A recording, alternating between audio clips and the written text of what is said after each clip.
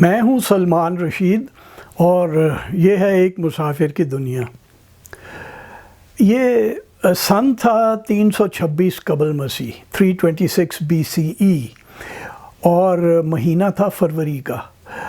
اور اگر آپ جسے سوات کے لو لینڈز کہتے ہیں، یہ بری کوٹ، اوڈیگرام کے آس پاس کے علاقے، یہاں بھی اگر آپ جاتے تو ان دنوں میں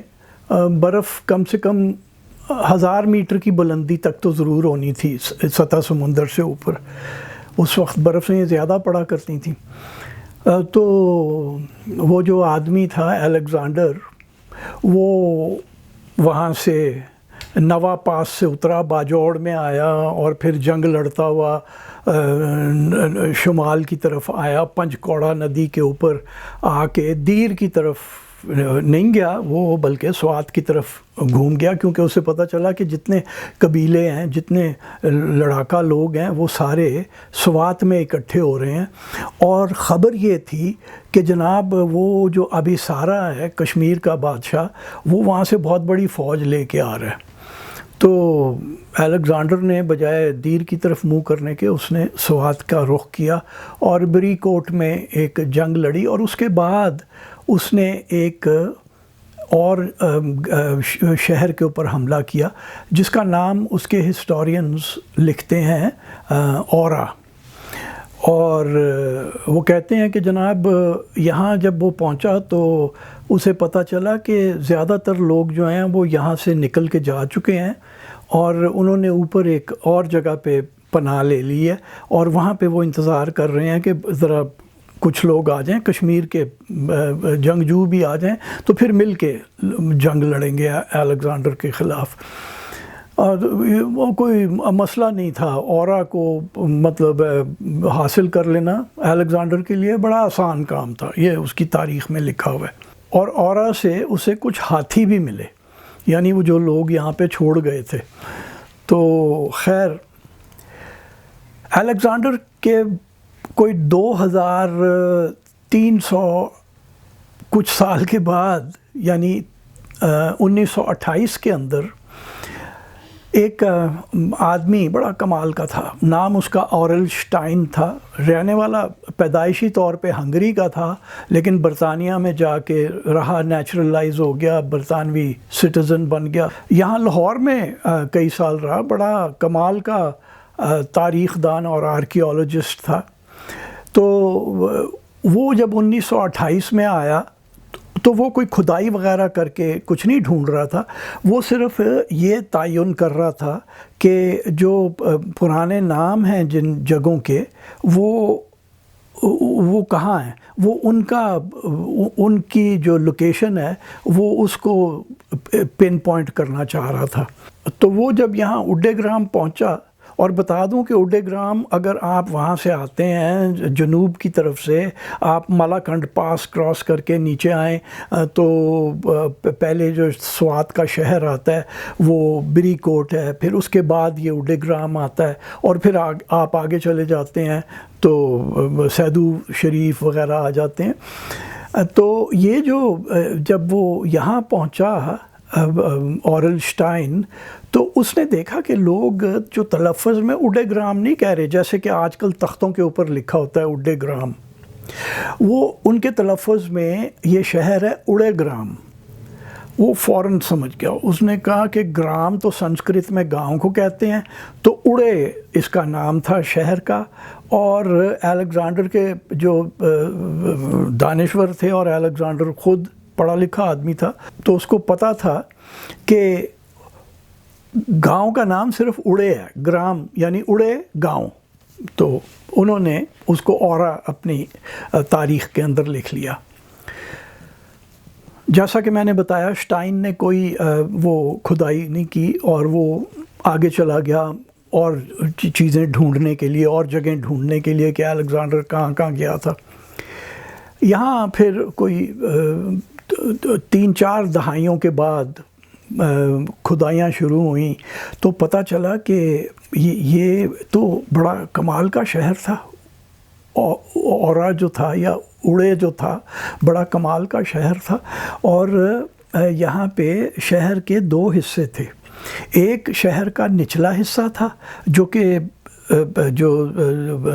پدری زمین تھی، جو لیول زمین تھی، وہاں پہ کھیتوں کے بیچ، جہاں پہ اب کھیت ہیں اور گھر ہیں لوگوں کے، جیسے کہ اس تصویر میں آپ دیکھ رہے ہیں، یہ جو آپ کھنڈرات دیکھ رہے ہیں، یہ وہ علاقہ ہے جو کہ لیول جگہ کے اوپر ہے۔ اور دوسرا جو تھا وہ ساتھ میں ایک پہاڑی ہے، اس کے اوپر بھی کچھ کھنڈرات تھے۔ تو جب یہاں نیچے والے پہ کھدائی ہوئی تو یہاں پتہ چلا کہ الیگزینڈر یعنی 326 اس کا زمانہ تھا، اس وقت کے کچھ آثار ملے۔ اور الیگزینڈر کے جانے کے بعد پھر چندرگپت موریہ کا دور آیا، تو چندرگپت کے اور اشوک کے، اس کے پوتے اشوک کے اور بعد کے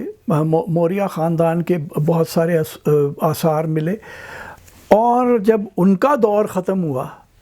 تو وہ جو انڈو گریکس تھے، وہ جنرل جو تھا الیگزینڈر کا، سیلوکس نکٹور، اس کی جو اولادیں تھیں اور جو کہ سیریا فارس پہ جن کی حکومت تھی، وہ اس کی اولادیں جب یہاں پہ آئیں اور انہوں نے پورے افغانستان پہ قبضہ کر لیا، اور پھر انہوں نے خیبر پختونخوا اور پنجاب کے اوپر بھی قبضہ کیا، تو ان کے بھی بہت سارے آثار ملتے ہیں۔ اور وہ سن تھا 180 قبل مسیح کا، یا تھوڑا پہلے 190 کر لیجئے۔ اور پھر جب ان کا دور ختم ہوا کوئی 80-90 سال کے بعد، تو پھر تو ایک جیسے کہ ایک مطلب بارات ہی چل پڑی نا۔ وہ پہلے سکے آئے، پھر پارتھی آئے، پھر کشان آئے، پھر جب کشان ختم ہوئے تو 3 صدی عیسوی کا آخری دن تھے، اور یہاں پہ فارس کی جو سلطنت تھی ساسانیوں کی، ان کا قبضہ ہو گیا۔ اور ہمیں یہاں سے ساسانیوں کے بہت سارے سکے ملتے ہیں، خاص کر کے ہرمزد دوئم کے۔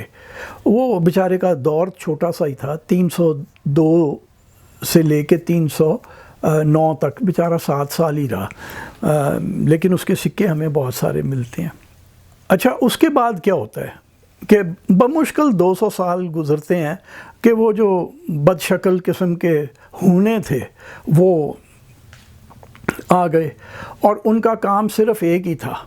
کہ جی بندے قتل کرنے ہیں اور شہروں کو آگ لگانی ہے، لوٹ مار کرنی ہے، اور ان کا کوئی کام نہیں تھا۔ وہ ہمارے پنڈت کلہن، کشمیر کے پنڈت نے ایک کتاب لکھی راج ترنگنی، وہ تو ہونوں کے کوئی 600 سال بعد لکھی، 1150-60 کے بیچ وہ مکمل ہوئی تھی کتاب، لیکن وہ پڑھنے سے تعلق رکھتی ہے۔ اس میں پنڈت جی کا بڑا رونا ہے کہ جناب اس نے تو کروڑوں لوگ مار دیے، کچھ کو تو جلا دیا اور باقیوں کو دریا میں ڈبو کے تماشا دیکھا۔ سندھو دریا کے اندر ڈبو دیتا تھا تماشا دیکھنے کے لیے کہ ڈوبتا بندہ مرتا کیسے ہے۔ تو خیر وہ جو ہونے تھے وہ انہوں نے بہت یہاں پہ تباہی مچائی اور شہر برباد کر کے رکھ دیا۔ یہ جو آپ نے جس کی ابھی آپ تصویریں دیکھ رہے تھے، ہونوں کے جانے کے بعد 500 سال کا امن رہا ترکوں کے آنے تک، اور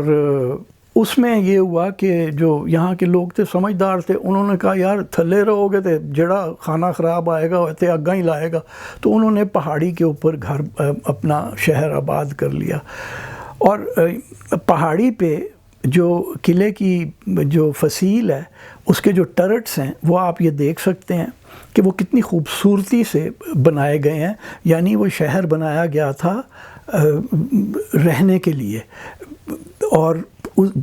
جسے کہتے ہیں نا آپ چیرش کرنے کے لیے وہ شہر بنایا گیا تھا۔ ایسے ہی نہیں جیسے آج کل ہم کرتے ہیں کہ جی گھر بنایا کہ 40 سال بعد ٹھاتے دینا ہے،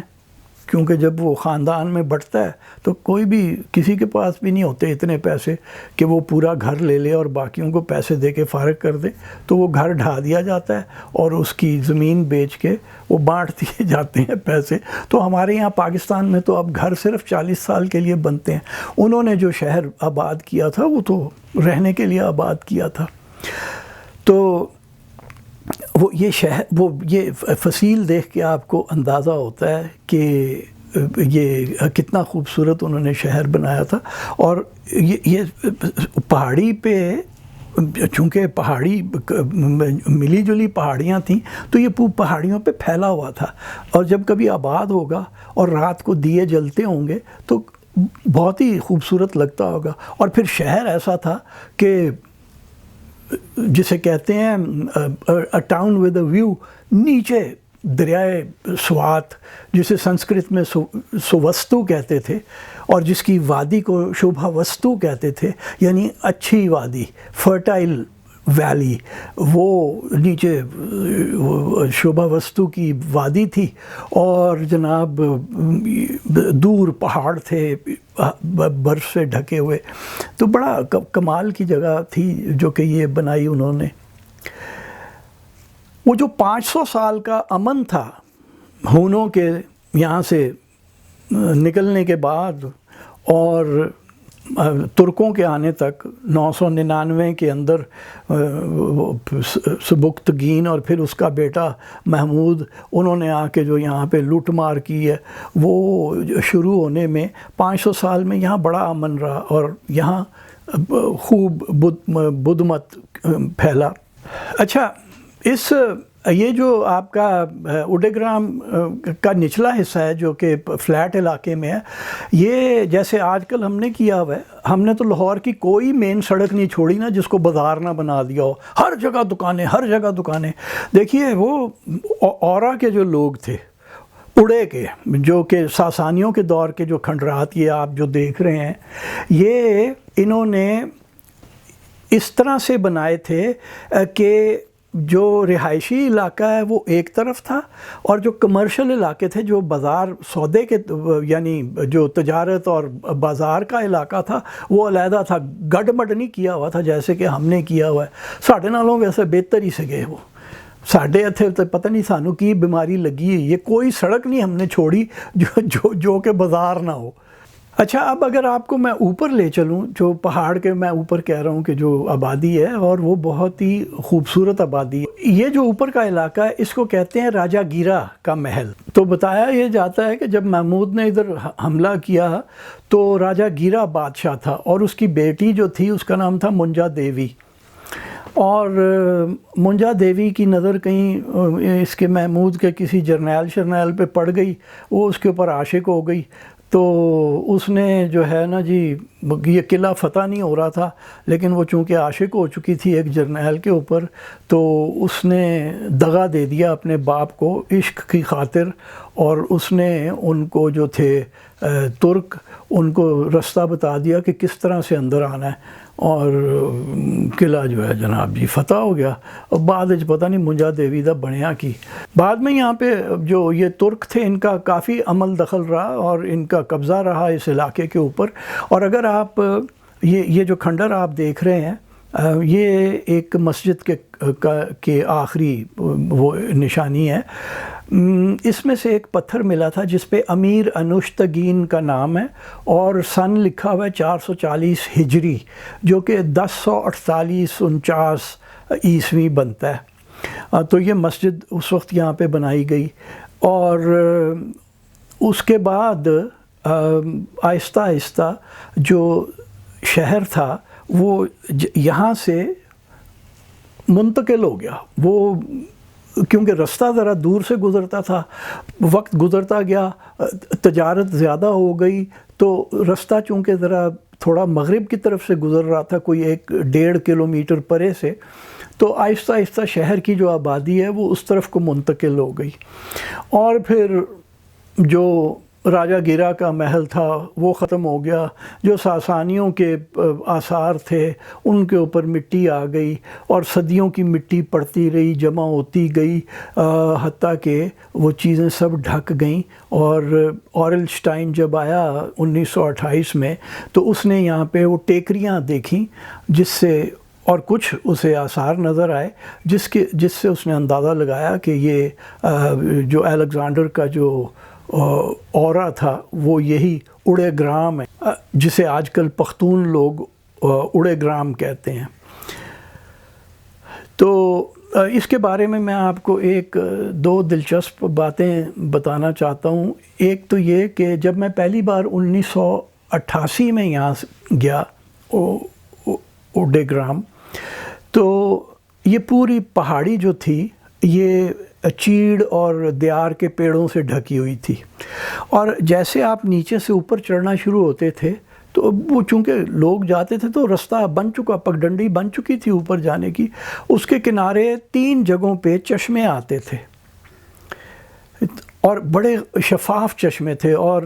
میری عادت یہ ضرور تھی کہ میں ہر جگہ جہاں پہ میں چشمہ پھوٹتے ہوئے دیکھتا تھا وہاں سے پانی ضرور پیتا تھا، تو میں نے ان چشموں کا پانی پیا ہوا ہے۔ جب میں دوبارہ گیا ہوں 1988 کے بعد، پورے 10 سال بعد،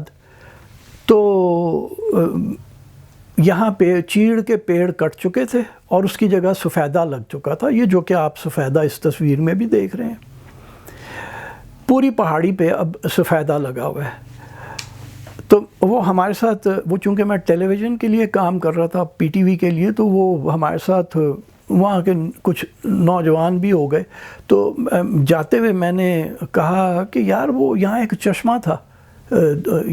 جہاں مجھے یاد تھا کہ ایک پہلا چشمہ جو آتا ہے وہ کہتا سوکھ گیا، اور وہ بڑی تعریفیں پہلے کر رہا تھا کہ یہ ہم نے دیکھو سفیدہ کیسا، وہ لاچی کہتے ہیں نا پختون لوگ اس کو، تو وہ کہنے لگا دیکھو لاچی ہم نے کیسا لگایا خوبصورت، تو میں کہتا ہے جی وہ تو خشک ہو گیا چشمہ، اب نہیں ہے پانی۔ پھر اوپر دوسری جگہ پہ جہاں مجھے تھا کہ ایک اور چشمہ، وہ کہنے لگا جی سارے چشمے خشک۔ میں نے کہا بیٹا ہور لاؤ لاچی، یہاں بالکل ہی تم لوگوں کو پانی نہیں ملے گا۔ اور پھر میں آپ کو ذرا سا پیچھے لے جاؤں، پھر 1988 والے اپنے ٹرپ پہ، جب میں